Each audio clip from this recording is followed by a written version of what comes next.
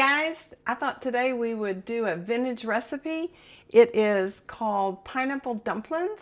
One of my most requested recipes when I go anywhere for an occasion. People always want me to bring it, and definitely a favor of one of my snickerdoodles. You need a saucepan with a lid. You want to turn it on high, and look, this is an electric stove. I'm not used to cooking on electric. Typically, we've always had gas in the past, but I'm going to start off on high. If it needs to get lower, I'll tell you. You're going to take 1 stick of butter and drop that into the pan. This is super simple, super simple. 1 stick of butter.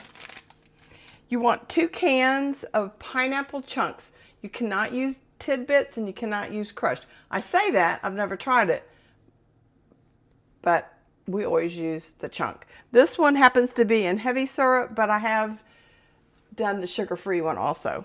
And you want to dump those in your pot, liquid and all. Do not drain these. Pour them in like that, okay? You're going to take a cup of brown sugar, and I pack this because I always think more is better than less on the brown sugar. And you're going to put that in there. You want some cinnamon, and you just want to cover the top with cinnamon like this. Let me just show you. Can you see that? Like that? Okay. While that is coming to a boil, you want to make your dumplings. I used the Bisquick, but I made a mistake. I bought this king-size family box of Bisquick, and the last time I made it, I said, oh look, they have a recipe for dumplings on the back. I'll just do that. No, do not do that.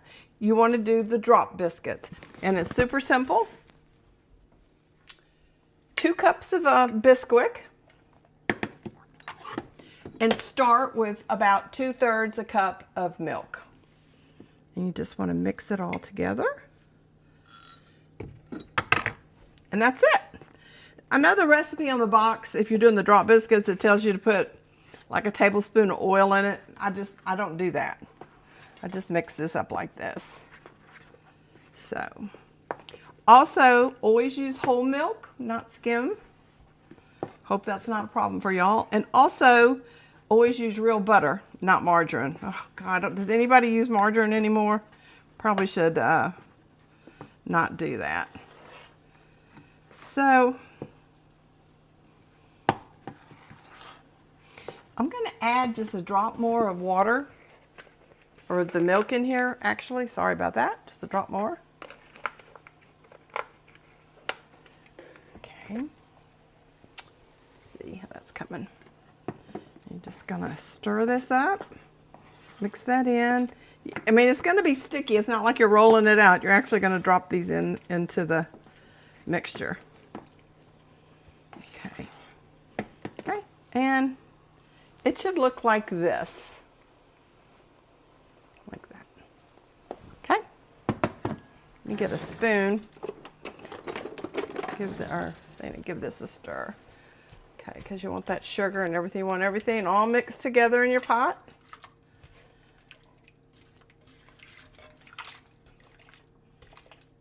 Oh my gosh.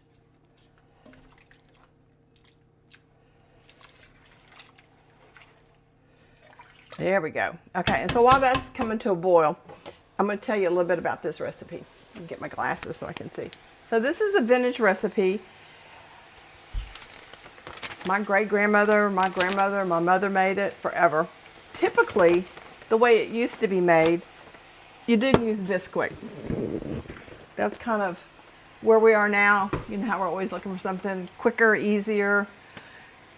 The old one, you made your own mix, which would have been flour, baking soda, a little bit of sugar, a little bit of salt, and lard.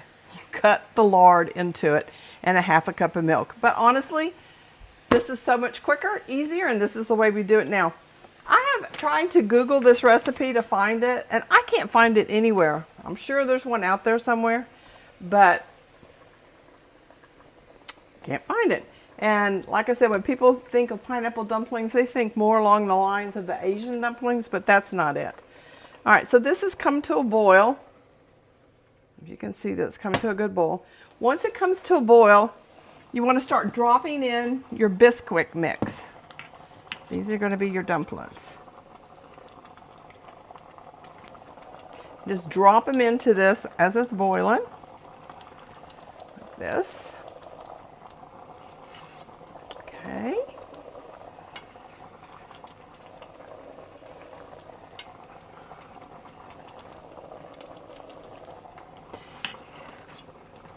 I guess you could eat this as a dessert if you wanted, but I like it served with pork. So if you do a baked ham or you're doing pork chops, this is excellent to go with as a side dish. We usually have it Easter, Thanksgiving, Christmas. I do make it sometimes during the year, but basically it's for those occasions. All right. So once you have all your dumplings down in there, let me get this off my finger. Hang on. Like this. You are going to put the lid on. Now, oh gosh, I don't know what to tell you. So I'm going to turn it down just a little bit, off a high, just slightly off a high. While it's boiling, it takes no time at all for this to cook. So let me get my glasses off. So while it's boiling, I like to take my pan and shake it back and forth so all that liquid sloshes up on top of the dumplings. Gives it a good color. And oh my gosh, I guess I got to turn it down a little bit because it's going crazy. We just moved to this house and we have this electric stove, and I've always had gas for like the last 38 years, and I'm really having to learn how to recook on electric because it's not even the same at all on this. So, but we're getting by. I've burned a few dishes and ruined a few, but I'm learning. So anyway, let me see if I can just kind of show you what it looks like. See how they're getting all puffy, getting all puffed up? That's good. They're just cooking. Anyway, I would say you're going to let it cook like this for about 12 minutes.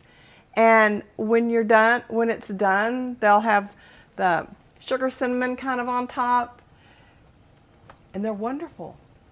Just wonderful. So I suggest everybody try them. I think you'll like them. And that's it.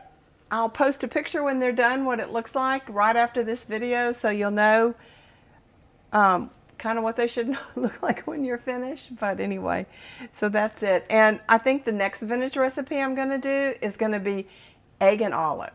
How many of you older ladies remember egg and olive growing up? Anyway, that's going to be my next one. Everybody have a great day today. Remember to be kind. And I will catch you next week.